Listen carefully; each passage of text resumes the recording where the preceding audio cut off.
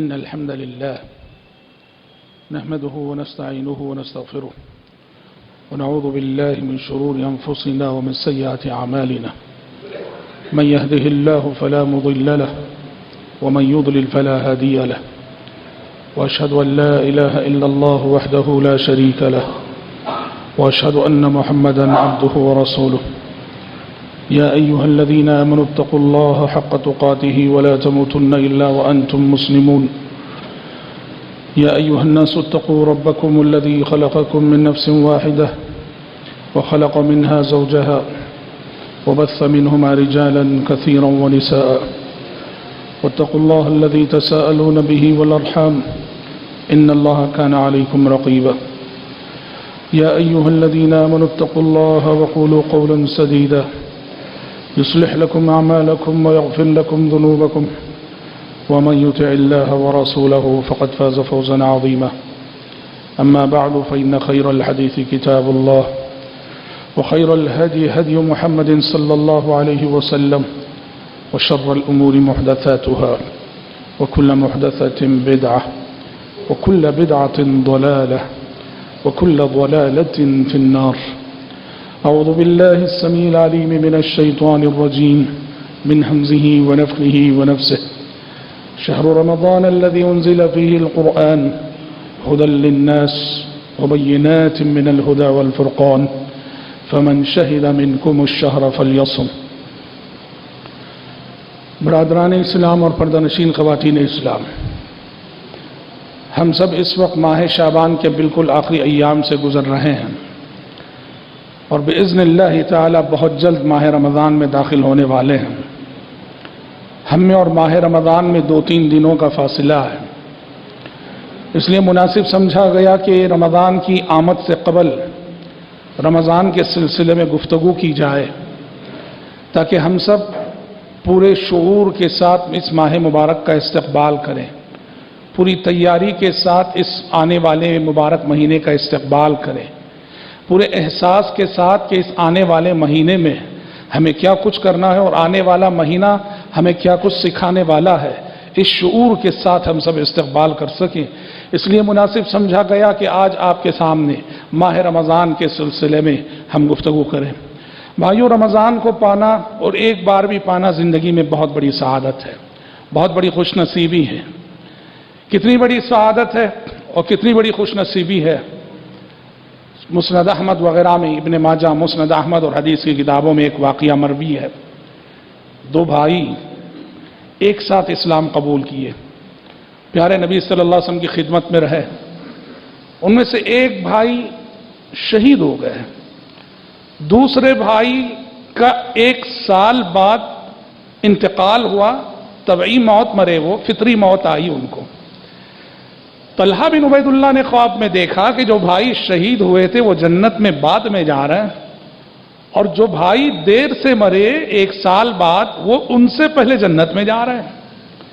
پیارے نبی سے خواب ذکر کیا تو پیارے نبی صلی اللہ علیہ وسلم نے کہا، جانتے ہو کہ وہ جو بھائی جو فطری موت مرا، طبعی موت مرا، بستر پہ مرا، اس کا درجہ اس بھائی سے زیادہ کیوں ہو گیا جو اللہ کے راستے میں شہید ہوا تھا کہ اللہ نے اسے پہلے جنت الفردوس میں بھیجا، تمہیں خواب میں دکھایا. کہا کہ اپنے شہید بھائی کے بعد وہ جو 1 سال زندہ رہا، اور 1 سال زندہ جب رہا تو وہ جو ماہ رمضان جو اس نے پایا نا، رمضان کی عبادتوں نے، رمضان کے روزوں نے، نمازوں نے اس کے درجے کو اتنا بلند کیا کہ وہ اللہ کے پاس اپنے شہید بھائی سے زیادہ اونچا مقام پا لیا. اس سے آپ اندازہ کر سکتے ہیں کہ ایک ماہ رمضان کو اگر کوئی پاتا ہے، اس کی قدر کرتا ہے، کما حق ہو، اس میں اللہ رب العزت کی عبادت کرتا ہے، کتنے عظیم مراتب اس کے حق میں آتے ہیں، کتنے عظیم درجات اس کے حق میں آتے ہیں، اور جنت الفردوس کے کس مقام پہ وہ عند اللہ فائز ہوتا اور فائز کیا جاتا ہے. اس لیے حضرات، اہل ایمان کے لیے رمضان کا قریب ہونا، رمضان کا آنا، یہ بہت بڑی بشارت ہے، بہت بڑی خوشخبری ہے، اور اہل ایمان اس کو اپنی سعادت مندی سمجھتے ہیں. رہے مغفل لوگ جو خواب غفلت میں سوئے ہوئے ہیں، رمضان شروع بھی ہو جائے تو شاید ان کو خبر نہیں ہوتی کہ رمضان شروع ہو چکا ہے، وہ غفلت کی اسی نیند میں سوئے رہتے ہیں، شیطان انہیں تھپکیاں دیتا رہتا ہے۔ اللہ ہمیں ایسے غافلوں میں نہ بنائے، اللہم آمین۔ حضرات، رمضان کا مہینہ جو ہر 11 مہینے بعد پلٹ کے آتا ہے، یہ حقیقت میں یہ تربیت کا مہینہ ہے، یہ ہم سب کی تربیت کرنے کے لیے آتا ہے۔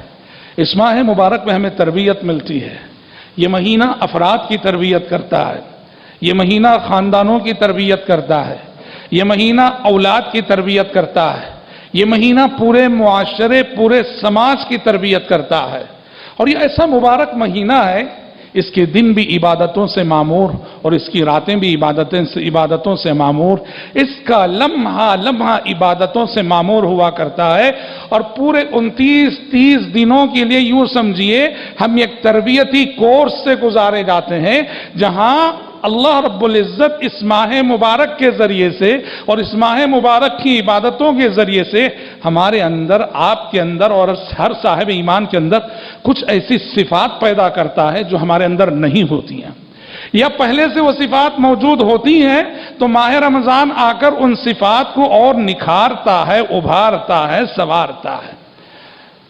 میرے خطبے کا موضوع یہی ہے کہ یہ صفات کیا ہیں، یہ صفات کیا ہیں جن صفات کے ذریعے سے اس ماہ مبارک میں ہماری تربیت ہوتی ہے، یا یہ مہینہ ہمارے اندر پیدا کرتا ہے، یا پہلے سے وہ صفتیں ہمارے اندر موجود ہیں تو یہ مہینہ مزید ان صفات کو نکھارتا ہے۔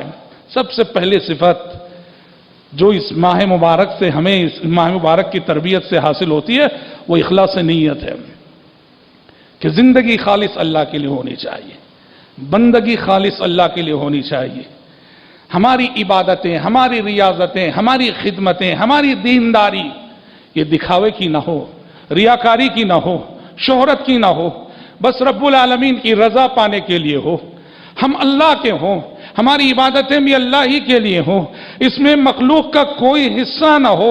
رمضان یہ سبق دیتا ہے اور اخلاص کا یہ سبق ہمیں پڑھاتا ہے۔ ہم جو روزہ رکھتے ہیں، عبادتوں میں روزے کی خصوصیت یہ ہے، اور ساری عبادتیں دکھ کے آ جاتی ہیں۔ آپ نماز پڑھتے ہیں، دکھتے ہیں کہ آپ نماز پڑھ رہے ہیں، آپ حج کر رہے ہیں، دکھتے ہیں کہ آپ حج کر رہے ہیں، آپ صدقہ و خیرات کر رہے ہیں، دکھتے ہیں کہ آپ صدقہ و خیرات کر رہے ہیں، پر عبادت روزہ ایک ایسی عبادت ہے جو دکھتی نہیں۔ عبادت روزہ ایک ایسی عبادت ہے جو کہ دکھتی نہیں ہے، جس کی وجہ سے انسان جب تک خود نہ بتائے کہ میں روزے سے ہوں، سامنے والے کو نہیں معلوم ہوتا ہے کہ آپ روزے سے ہیں، اور یہ چیز انسان کے اندر اخلاص کا شعور پیدا کرتی ہے، اور یہ تربیت دیتی ہے کہ ہماری عبادتیں کوئی جانے نہ جانے، ہمارا رب جان لے کافی ہے، ہمارے چرچے لوگوں کی زبانوں پہ ہو نہ ہو، اللہ کے پاس ہو کافی ہے۔ یہ احساس، یہ تربیت ماہ رمضان میں ملتی ہے۔ دیکھیے علماء سلف کا ایک قول ہے، بڑا پیارا سا قول ہے، وہ کہا کرتے تھے، کم من مجہول فی الارض معروف فی السماء وَكَم مِّن مَّعْرُوفٍ فِي الْأَرْضِ مَجْهُولٌ فِي السَّمَاءِ۔ کہا کم من مجہول فی الارض، کتنے ایسے لوگ ہیں کہ زمین میں تو بڑے گمنام ہیں، لوگوں کی زبانوں پہ ان کا نام نہیں، کہیں ان کا چرچا نہیں، کسی اعلان میں ان کا نام نہیں، زمین میں لوگ انہیں جانتے نہیں، لیکن معروف فی السماء، آسمان میں ان کے بڑے چرچے ہیں، ان کے اخلاص کی وجہ سے، ان کی عبادتوں کی وجہ سے، ان کی ریاضتوں کی وجہ سے اللہ کے پاس ان کے چرچے ہیں، ملائے اعلیٰ کے فرشتوں کے پاس ان کے چرچے ہیں، گرچہ کہ زمین میں گمنام ہیں، زمین میں کوئی ان کا نام لینے والا نہیں، پر آسمان میں ان کے چرچے ہیں۔ اور ویسے ہی کہا وَكَم مِّن مَّعْرُوفٍ فِي الْأَرْضِ مَجْهُولٌ فِي السَّمَاءِ، اور کتنے ایسے لوگ ہیں کہ زمین میں تو بڑے چرچے ہیں ان کے، ارے ہر ایک کی زبان پہ نام ہے ان کا، ہر اعلان میں نام ہے ان کا، ہر اشتہار میں نام ہے ان کا، بڑی شہرت ہے، بڑی عزت ہے، مجہول فی السماء، پر آسمان میں دور دور تک کہیں وہ اس کا نام نہیں ہے، نہ اللہ کے دربار میں، نہ ملائے اعلیٰ کے فرشتوں میں، کہیں دور دور تک ان کا چرچا نہیں۔ یہ کون لوگ ہیں؟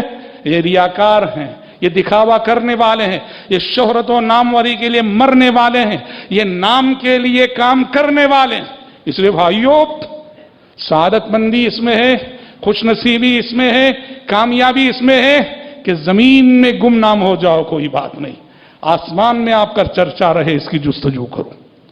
और उन बदनसीबों में शामिल न होना कि जमीन में तो जिनके बड़े चर्चे हैं, बड़ा नाम है, पर आसमान में कहीं दूर दूर तक तुम्हारा नाम नहीं। और ये चीज कैसे हासिल होगी? ये चीज इखलास से, नीयत से हासिल होगी। जिस कदर आप अपनी नीयत में अल्लाह के लिए मुखलिस होंगे और मखलूक की तारीफ से बेनियाज होंगे, मखलूक क्या कहेगी, क्या समझेगी, मखलूक क्या बोल रही है, लोग क्या तबसरे कर रहे हैं, लोग क्या तनकीद, कोई परवाह ना हो, न लोगों की तारीफ की परवाह हो, न लोगों की मजम्मत की परवाह हो, बस एक ही जुस्तजू हो कि मैं जो भी कह रहा हूं, जो भी कर रहा हूं, मेरा रब राजी हो जाए।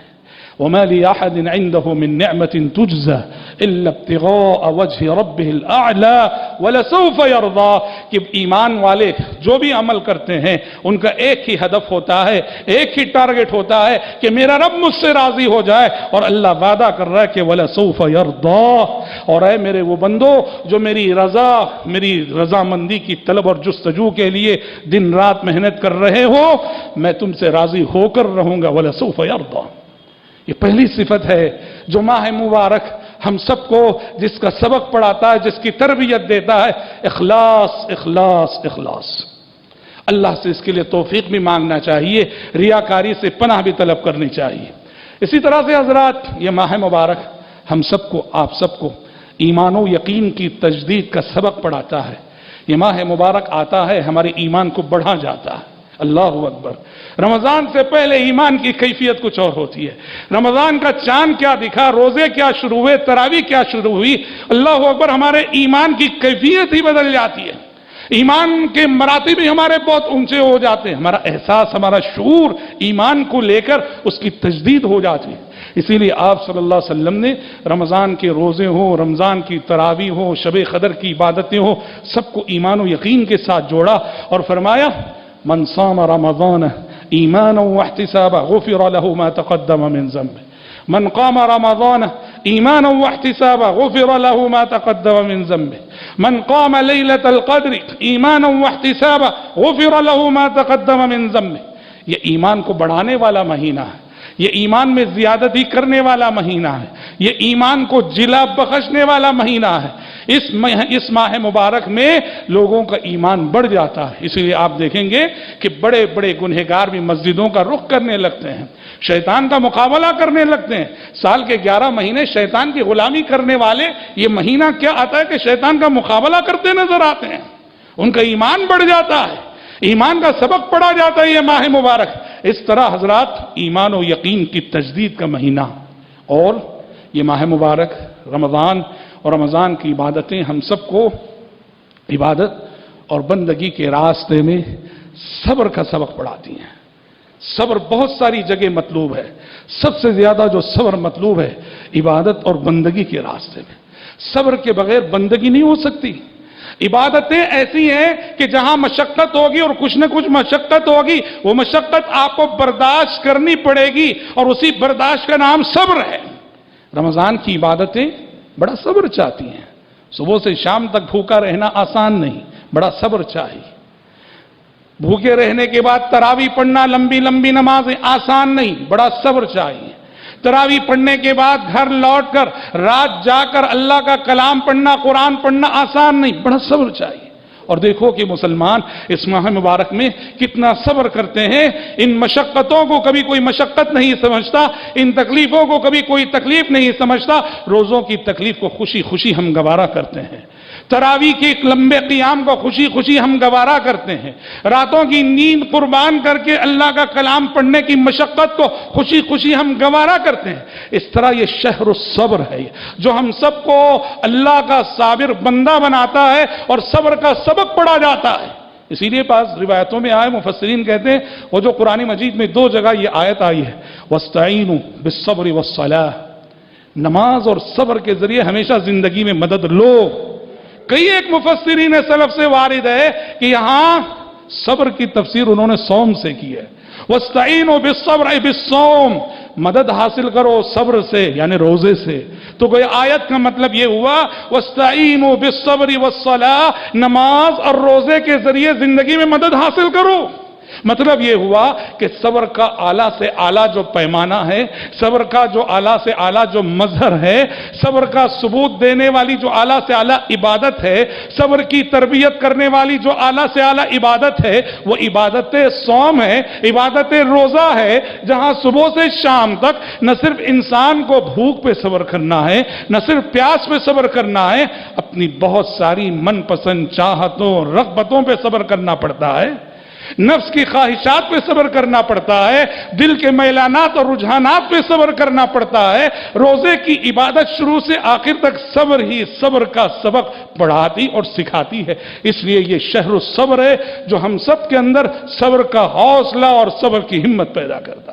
اسی طرح سے حضرات یہ ماہ مبارک ہمارے اندر یہ جو تربیت ہمیں ملتی ہے اس ماہ مبارک میں، یہ مہینہ مراقبت اللہ کا احساس پیدا کرتا ہے. کیا مطلب ہے مراقبت اللہ کا احساس؟ یعنی یہ احساس کہ ہم اللہ کی نگرانی میں ہیں. ہمیں کوئی دیکھے نہ دیکھے اللہ تو دیکھ رہا ہے، کوئی سنے نہ سنے اللہ تو سن رہا ہے. ہمارے شب و روز اللہ کی نگرانی میں، ہمارے لیل و نہار اللہ کی نگرانی میں، ہماری زندگی کی ایک ایک سانس اللہ کی نگرانی میں. اس احساس کی تربیت کرتا ہے اور اس احساس کو یہ مہینہ پروان چڑھاتا ہے. ارے تبھی تو سخت بھوک لگی ہے، سخت پیاس لگی ہے، سخت گرمی کا موسم ہے، ہم کچن میں تنہا ہوتے ہیں، ہمارے سامنے فریج ہوتا ہے، ٹھنڈا جوس رکھا ہوا ہے، ٹھنڈا پانی رکھا ہوا ہے، کوئی دیکھنے والا نہیں، پر سبحان اللہ پیتے نہیں ہیں. من راغب ہو رہا ہے، نفس چاہتا ہے، پر ہم پیتے نہیں ہیں، صبر کرتے ہیں. کوئی دیکھ نہیں رہا، کیوں؟ اللہ تو دیکھ رہا ہے، اللہ تو دیکھ رہا ہے. یہ ماہ مبارک اس احساس کی تربیت کرتا ہے کہ ہم اللہ کی نگرانی میں ہیں، مراقبت اللہ کا احساس پیدا کرتا ہے. اور آپ جانتے ہیں گناہوں سے بچنے میں یہی احساس اصل کردار ادا کرتا ہے. یہ احساس آپ کے اندر جتنا مضبوط ہوگا کہ میں اللہ کی نگرانی میں ہوں، آپ گناہوں سے اسی قدر بچیں گے. اور یہ احساس جتنا ضعیف کمزور ہوگا کہ میں اللہ کی نگرانی میں ہوں، اسی قدر ہم گناہ کرنے کی جسارت کریں گے. ماہ مبارک مراقبت اللہ کا احساس پیدا کرتا ہے کہ اللہ کی نگرانی میں ہو، اللہ دیکھ رہا ہے اور اللہ تبارک و تعالیٰ سن رہا ہے. اور حضرات نوجوان نسل کے لیے خاص کر یہ ماہ مبارک عفت و پاک دامنی کا پیغام ہے، عفت و پاک دامنی کی تربیت ہے. اپنی جوانی کو کیسے بے داغ رکھنا ہے، اپنے کردار کو کیسے بچانا ہے، اپنے اخلاق کو شیطانی حملوں سے کیسے اپنے اخلاق کی حفاظت کرنی ہے. یہ ماہ مبارک عفت و پاک دامانی کا سبق پڑھاتا ہے، اس لیے کہ روزہ ہے، یہ روزے کا مہینہ ہے. اور پیارے نبی نے کیا بتایا نوجوانوں کے سلسلے میں؟ یا معشر الشباب من استطاع منکم الباءۃ فلیتزوج فإنه اغض للبصر واحسن للفرج ومن لم يستطع فعليه بالصوم فإنه له وجاء. نوجوانوں تم میں سے جس کے اندر بھی شادی کرنے کی مالی استطاعت ہے اسے شادی کر لینا چاہیے. اور اگر شادی کرنے کی مالی استطاعت نہیں ہے تو کیا کرو؟ فعلیہ بالصوم. ایسے نوجوانوں کو چاہیے کہ وہ روزے رکھے، کثرت سے روزے رکھے. فإنہ لہ وجاء، اس لیے کہ روزہ کیا کرے گا؟ تمہاری خواہشات کو کچل دے گا، تمہاری خواہشات کو کنٹرول میں رکھے گا، تمہاری خواہشات کو قابو میں رکھے گا. اس طرح حضرات یہ 30 دن کے جو روزے ہیں نا، یہ ہمیں عفت و پاک دامنی کا سبق پڑھاتے ہیں، جس سے ہماری جوانی بے داغ رہے گی، ہمارے کردار پہ آنچ نہیں آئے گی اور ہمارے اخلاق پہ حرف نہیں آئے گا. لقمہ حرام سے اجتناب، لقمہ حرام سے بچنے کا سبق یہ مہینہ پڑھاتا ہے کہ لقمہ حرام سے بچو، لقمہ حرام سے پرہیز کرو. جب حلال چیزیں ہمارے لیے وقتی طور پہ حرام ہو جاتی ہیں، جن چیزوں کا کھانا پینا اسلام میں حلال تھا، ماہ مبارک میں طلوع فجر صادق سے غروب آفتاب تک کے لیے ہر بالغ مسلمان پہ، صحت مند مسلمان پہ حرام ہو گئیں. اور کیسے ہم ان چیزوں سے بچتے ہیں؟ پانی سے بچتے ہیں ہم، کھانے سے بچتے ہیں ہم. کیوں؟ شریعت نے منع کیا ہے کہ فجر صادق سے مغرب تک یہ سب چیزیں کھانا نہیں ہے. جب اللہ کی اطاعت و فرما برداری کا ثبوت دیتے ہوئے ماہ رمضان میں حلال چیزوں سے ہم پرہیز کرتے ہیں کہ میرے رب کا حکم ہے، تو غیر رمضان میں ویسے ہی حرام چیزوں سے پرہیز کرو. یہ تو روزہ نہ ہوا، اور روزے کا سبق اس نے پایا ہی نہیں، حاصل کیا ہی نہیں، کہ رمضان میں تو صبح سے شام تک بھوکا رہا، اور رمضان جاتے ہی حرام کاروبار پھر سے شروع ہو گیا، حرام خوری پھر سے شروع ہو گئی، حرام لقمہ کھانے لگا، حرام گھونٹ پینے لگا، ظلم کرنے لگا۔ اس نے روزے سے کچھ پایا نہیں، اس نے روزے سے کچھ پایا نہیں۔ اس کا معاملہ تو وہی ہوا، من لم يدع قول الزور والعمل به فليس لله حاجة في ان يضع طعامه وشرابه۔ کہا کہ جو شخص روزہ رکھ کر جھوٹ بولنا نہ چھوڑے، روزہ رکھ کر جھوٹ کہنا نہ چھوڑے، ایسے شخص کے بھوکے پیاسے رہنے کی اللہ کو کوئی ضرورت نہیں، کیونکہ اس نے روزے کا جو سبق ہے وہ حاصل کیا ہی نہیں۔ آپ کے لیے ضروری ہے اپنے روزے سے، جس روزے میں آپ حلال چیزوں کو اللہ کے حکم سے چھوڑتے ہیں، یہ سبق لینا ضرور کہ لقمہ حرام سے مجھے بچنا ہے، لباس حرام سے مجھے بچنا ہے، شراب حرام سے مجھے بچنا ہے، حرام گھونٹ سے مجھے بچنا ہے۔ یہ روزے کا بہت بڑا سبق ہے، یاد رکھنا۔ اور اسی طرح سے حضرات، یہ ماہ مبارک ہم سب کی اس حیثیت سے بھی تربیت کرتا ہے کہ دو شہوتیں ہیں جہاں انسان بہکتا ہے، دو شہوتیں ہیں جہاں انسان بہکتا ہے، جہاں انسان گمراہ ہوتا ہے، اور جہاں انسان شیطان کی پیروی کرنے لگتا ہے۔ ایک ہے جنسی شہوت، شہوت الفرج جسے کہا جاتا ہے، اور ایک ہے پیٹ کی شہوت جسے شہوت البطن کہا جاتا ہے۔ شہوت الفرج انسان کو زناکاری کے راستے پہ لے جاتی ہے، لواطت کے راستے پہ لے جاتی ہے، بدکاری کے راستے پہ لے جاتی ہے۔ نعوذ باللہ، روزہ ان دونوں شہوتوں کو لگام دیتا ہے۔ یہ شہوت البطن کو بھی کچلتا ہے، یہ شہوت الفرج کو بھی کچلتا ہے۔ جب یہ دو شہوتیں قابو میں آتی ہیں، انسان حرام کاری سے بچتا ہے، زناکاری سے بچتا ہے، بدکاری سے بچتا ہے، حرام خوری سے بچتا ہے۔ یہ دونوں شہوتوں کو یہ روزہ جائز حدود میں رکھتا ہے۔ اسی طرح سے حضرات، اس ماہ مبارک میں جہاں بہت ساری صفات کی تربیت ہوتی ہے اور ہمارے اندر بہت ساری صفات پیدا ہوتی، اس میں سے ایک بہت بڑی صفت اسلام کے نزدیک دیکھیے، جھگڑے کا مزاج پسندیدہ نہیں، لڑنا جھگڑنا، جو جھگڑالو مزاج ہوتا ہے کہ بات کرو تو جھگڑے، بات کرو تو جھگڑے، لوگ کہیں کہ ارے اس سے بات نہ کرو، وہ اوپر پڑتا ہے، لوگ جھگڑے کا مزاج اسلام کو پسند ہے۔ اسلام کہتا ہے جھگڑے سے بچو بچو، حتیٰ کہ جھگڑے سے بچنے کے لیے تمہیں اپنے حق کو چھوڑنا پڑے تو بھی چھوڑ دو۔ کیا کہا؟ انا زعیم ببیت فی ربض الجنہ لمن ترک المراء وان کان محقا۔ آپ نے کہا میں اس شخص کو جنت میں ایک محل کی گارنٹی دیتا ہوں جو محض جھگڑے سے بچنے کے لیے اپنے حق سے دستبردار ہو جاتا ہے۔ وہ دیکھ رہا ہے کہ اگر میں حق حاصل کرنے جاؤں گا جھگڑا ہوگا، اور مجھے جھگڑا نہیں چاہیے، میں جھگڑنا نہیں چاہتا، حق چھوڑ دیتا ہوں، حشر کے میدان میں لے لیتا ہوں۔ کہاں جائے گا؟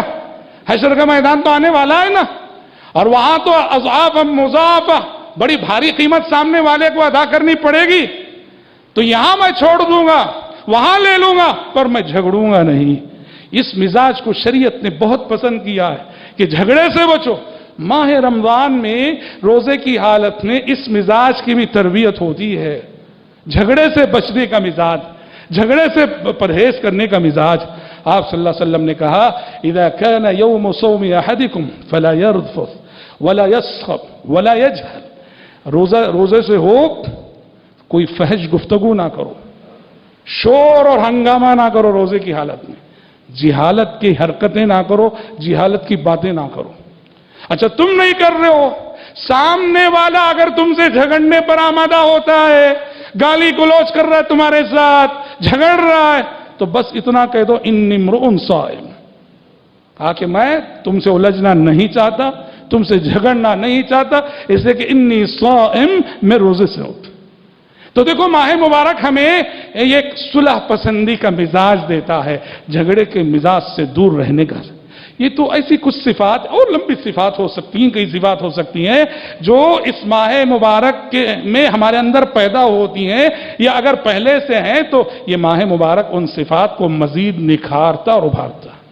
حضرات، اس ماہ مبارک میں ہمارے بچوں کی تربیت ہوتی ہے، یہ اولاد کی تربیت کا سنہرا موسم ہے۔ عبادتوں میں روزے سے بڑی کوئی ایسی عبادت نہیں جہاں بچے اپنا شوق دکھاتے ہیں۔ ہر گھر کا قصہ ہے، ہر گھر کی کہانی ہے. معصوم بچے، ننھے بچے روزہ رکھ کر بھوکے پیاسے رہ کر کتنا خوش ہوتے ہیں، کتنی خوشی محسوس کرتے ہیں. اور اگر ماں باپ از راہ رحم و کرم انہیں سحری کے لیے جگاتے نہیں، ماں باپ سے ناراض ہو جاتے ہیں جاگنے کے بعد، آپ نے جگایا نہیں ہمیں. واللہ العظیم یہ جو روزے کی عبادت ہے، ہماری ننھے بچے، ننھے معصوم بچے، ہماری نئی نسلیں اتنے شوق سے اس کا اہتمام کرتی ہیں کہ والدین اگر اس رجحان کا استعمال صحیح طور پر کریں، ہمارے بچوں کی بہترین تربیت اس ماہ مبارک میں ہو سکتی ہے. حضرت ربیع بنت معوذ رضی اللہ عنہا صحابیہ ہیں، وہ فرماتی ہیں کنا نصوم صبیاننا، کہ عہد نبوت میں ہم تو روزہ رکھتے ہی تھے، اپنے چھوٹے چھوٹے بچوں سے بھی روزہ رکھواتے تھے ہم سب، اور مسجد لے جاتے تھے اسی حالت میں ان بچوں کو. کہا بچے جب بھوکے ہو کر پیاسے ہو کر رونے لگتے تو ان کا دل بہلانے کے لیے ہم ان کو کھلونے دے دیا کرتے تھے. اون سے بنے ہوئے کھلونے ہمارے پاس رکھے رہتے تھے، اور جب بھوک اور پیاس سے بچے رونے لگتے کھلونے دے کے ہم انہیں بہلاتے تھے، اور بہلا کر کسی طرح سے افطار کے وقت تک انہیں پہنچا دیتے تھے. اب رونے والا بچہ سوچو، رونے والے بچے کا مطلب کیا ہے؟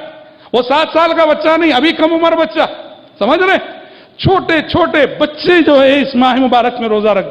حضرت عمر نے دیکھا رمضان کے مہینے میں ایک شخص نشے کی حالت میں کوڑا لیا اور ایک کوڑا لگایا. کہا شرم نہیں آتی رمضان کے مہینے میں نشے کی حالت میں ہو؟ وہ صبیاننا صیام، جاؤ مدینے میں دیکھو، مدینے کے بچے روزے سے ہیں، اور آج تم ہو کہ نشے کی حالت میں ہو. اس طرح بھائیوں ماہ مبارک بچوں کی تربیت کا بہترین موقع ہے. ہم نے سعودی عرب میں ایک منظر دیکھا، بہت اچھا لگتا تھا وہ منظر. ہر رمضان میں مسجد نبوی میں سفرے بچتے ہیں افطار کے، اور ایک شخص کا سفرہ جہاں بچ جاتا ہے رمضان کے آخر تک وہاں اس کا سفرہ بچتا رہے گا. اب وہ جس کا سفرہ ہوتا ہے وہ اپنی سارے فیملی ممبرز کے ساتھ، یعنی اس کے جتنے بھائی ہیں، اس کے جتنے بچے ہیں، بیٹے ہیں، لڑکے ہیں، سب کو لے کے مسجد نبوی آ جاتا ہے. اب ان کا کام کیا ہے؟ بچوں کا کام یہ جو زائرین ہیں آ رہے مسجد نبوی کو جانا، ان سے ملنا، ان سے درخواست کرنا کہ آپ ہمارے سفرے پہ آئیے. اتنی منت سماجت کرتے ہیں، اتنی عاجزی دکھاتے ہیں یہ سعودی بچے، اتنی شفقت سے پیش آتے ہیں. غیر رمضان میں وہ آپ کو سلام بھی نہیں کرے فرض کرو، لیکن رمضان کے مہینے میں افطار کے وقت یہ جو تربیت کا ان کا سسٹم کتنا اچھا ہے، اپنے پورے بچوں کو لے کے آ جاتے ہیں، اور یہ بچے پورے ساحات الحرم میں گھوم پھر کر جو روزے دار ملتے ہیں پکڑ کے لاتے ہیں، اپنے سفرے پہ بٹھاتے ہیں. اور پہلے روزے کی پہلی افطاری میں آپ ان کے سفرے پہ بیٹھ گئے نا، آپ سے وہ وعدہ لے لیتے ہیں کہ 30 رمضان تک یہیں آنا. وعدہ کرو 30 رمضان تک یہیں آنا.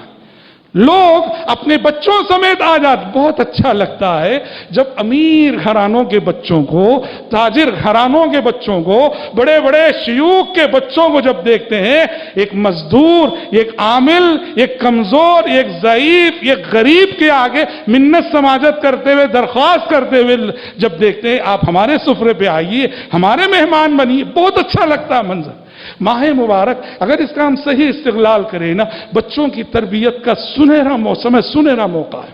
افطار کے وقت آپ فیملی کے ساتھ بیٹھیے اور اپنے بچوں سے کہیے. ان کی کچھ مرادیں ہوتی ہیں، ان کی کچھ آرزویں ہوتی ہیں. بچہ چاہتا ہے کہ آپ اس کو سائیکل دلائیں، فلاں دلائیں. آپ بچے سے کہو بیٹا افطار کی دعا میں اللہ سے مانگو، اللہ دلا دے گا. وہ پہلے اس سے دعا کرواؤ، اور اس کے دعا کرنے کے بعد وہ چیز آپ اس کو دلا دو، اور دلا کے کہو کہ دیکھا تم نے رمضان کی دعاؤں میں اللہ سے چیز مانگی تھی اور اللہ نے دیکھو تمہیں دے دی.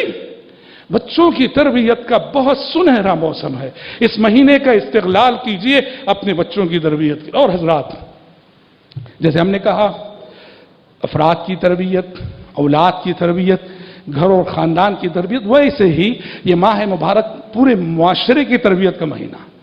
اس مہینے میں پورے معاشرے کی تربیت ہوتی ہے. یہ ماہ مبارک میں مواسات، غمخواری، ہمدردی کے مظاہر ہر جگہ دیکھنے کو ملتے ہیں. دینے دلانے کا موسم ہوتا ہے، یہ کھانے کھلانے کا موسم ہوتا ہے، یہ غریب پروری کا موسم ہوتا ہے، یہ منکرات ختم ہو جاتے ہیں معاشرے سے۔ اللہ سال کے 11 مہینے جس گھر سے موسیقی کی آواز آتی تھی، اس ماہ مبارک میں وہ موسیقی کی آواز بند ہو جاتی ہے۔ سال کے 11 مہینے جس گلی سے میوزک کی آواز آتی تھی، گانے بجنے جو کی آواز آتی تھی، اس ماہ مبارک میں وہ آوازیں بند ہو جاتی ہیں۔ ایک ماحول نظر آتا ہے، ایک مومنانہ ماحول ہمارے گھرانوں میں، ہماری گلیوں میں، ہمارے محلوں میں۔ تو حضرات، یہ مہینہ جب آ رہا ہے، اس احساس کے ساتھ ہمیں اپنی تربیت کرنی ہے، اپنے بچوں کی تربیت کرنی ہے، اور پورے معاشرے کی تربیت کرنی ہے، اپنے آپ کو بدلنا ہے، آئیڈیل اور اچھا مسلمان بنانا ہے، پریکٹیکل مسلم ہم کو بننا ہے، صرف نام کا نہیں۔ اور تبدیلی بھی کیسی تبدیلی؟ وقتی نہیں، پائیدار تبدیلی، ابدی تبدیلی، دائمی تبدیلی، جو رمضان کی حد تک نہ ہو، ہمیشہ رہے۔ ان جذبات کے ساتھ، ان احساسات کے ساتھ اس ماہ مبارک کا استقبال کریں۔ ایک بات جو شاید وہ رمضان میں کہنی ہے، لیکن ابھی ہم کہہ دیتے ہیں کہ رمضان کے مہینے میں ایک چیز ہوتی ہے، جو ہمارے بوڑھے بزرگ ہوتے ہیں، جو بیماری کی وجہ سے یا عمر کی وجہ سے روزہ نہیں رکھ پاتے ہیں، بہت سارے گھرانوں میں ان بوڑھے بزرگ ماں باپ پہ زیادتی ہوتی ہے۔ بھلے سے آپ اور ہم سمجھیں کہ نہ سمجھیں، مگر ان کا احساس یہ کہتا ہے کہ ان پر کیسے زیادتی ہوتی ہے؟ وہ بوڑھے ہیں، وہ بیمار ہیں، انہیں ناشتہ تازہ چاہیے، انہیں کھانا تازہ چاہیے۔ عام طور پر دیکھا جاتا ہے، چونکہ فیملی ممبر سب روزے سے ہیں، پورا مہینہ ہم اپنے بوڑھوں کو، اپنے ماں باپ کو، اپنے بیماروں کو روکھا سوکھا بچا ہوا کھانے پہ مجبور کرتے ہیں۔ اور وہ ماں باپ ہیں، کہہ نہیں سکتے، کھا لیتے ہیں، دکھ سہ لیتے ہیں، وہ کہہ نہیں سکتے، کھا لیتے ہیں، اور بات ہے، پر ان کا احساس، ان کا درد ہے کہ یہاں تک ہم نے سنا ہے، یہاں تک سنا ہے، اس وجہ سے بہت سارے ضعیف کمزور لوگ ایسے ہیں، رمضان کی آمد پہ انہیں ڈر ہونے لگتا ہے، رمضان آ رہا ہے، اب یہ 1 مہینہ ہمیں بس روکھا سوکھا کھا کے رہنا پڑے گا۔ ایسا مت کیجئے، ایسا مت کیجئے۔ ہماری ماں بہنوں سے درخواست ہے، آپ واقعی بہت تکلیف اٹھاتی ہو رمضان میں، اور میں نوجوانوں سے، مردوں سے کہوں گا، ماہ رمضان میں عورتیں جو خدمت کرتی ہیں ان کی شکر گزاری کیجئے۔ سحری کے لیے 2-3 بجے سے جاگ کر پکانا، افطار کے لیے ہمارے چاہے ہوئے سارے آئٹم بنانا، اور اس کے ساتھ عبادت کرنا، ہمیں اپنی ماں بہنوں کا بہت شکر گزار ہونا چاہیے۔ بہت محنت کرتی ہیں ہماری ماں بہنیں۔ ہماری ان ماں بہنوں سے درخواست بھی ہے، آپ کے گھر میں آپ کی ساس ہو، آپ کے سسر ہو، جو بھی بیمار، کمزور، لاغر، مجبور، ان کا خیال کیجئے، ان کی خاطر تھوڑی تکلیف آپ برداشت کر لیجئے، مشقت برداشت کر لیجئے، مگر انہیں تھوڑا سا تازہ کھلانے کی کوشش کیجئے۔ روکھے سوکھے پہ پورا مہینہ گزارنے کی کوشش ہرگز نہ کرے۔ رب العزت سے میں دعا کرتا ہوں کہ پروردگار عالم مجھ کہنے والے کو اور آپ سبھی سننے والوں کو یہ سب عظیم صفات اپنے اندر پیدا کرنے کی توفیق عطا فرمائے۔ اللہ ہم سب کو اس ماہ مبارک تک پہنچائے، اور اس ماہ مبارک کی اللہ ہم سب کو قدر کرنے کی توفیق عطا کرے۔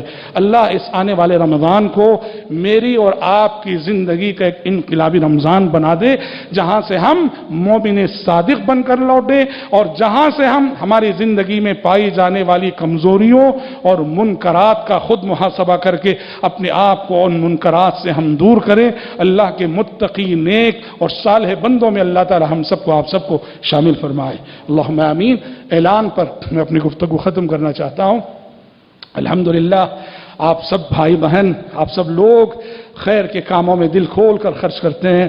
ہماری مسجد کی توسیع کا کام بھی آپ بھائیوں کے تعاون سے جاری ہے، باہر سے اور سارے ضرورت مند آتے ہیں، ان کو بھی دیتے ہیں۔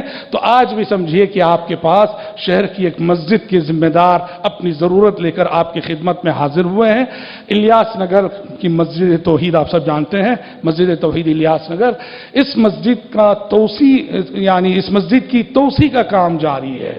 وہاں آپ جانتے ہیں پہلے وہاں جو صورتحال تھی، جگہ بہت تنگ تھی، اب ماشاءاللہ وہاں جو چٹان اڑان تھی سب کو پھوڑ کر مسجد کافی کشادہ کی جا رہی ہے، اور توسیع کا کام جاری ہے، اور تقریباً اس کا ابھی 30 لاکھ کا خرچ ان پر باقی ہے۔ وہ تعاون لینے کے لیے آج آپ بھائی بہنوں کی خدمت میں آئے ہوئے ہیں۔ ہم درخواست کرتے ہیں کہ دل کھول کر الیاس نگر کی اس مسجد توحید کا تعاون کرتے ہوئے جائیں۔ اللہ تعالیٰ آپ سب کے صدقات و خیرات کو قبول فرمائے۔ اللہم آمین۔ بارک اللہ لنا ولكم في القرآن العظيم ونفعنا وإياكم بما فيه من الآيات والذكر الحكيم إنه تعالى جواد كريم ملك بر رؤوف رحيم رب حليم.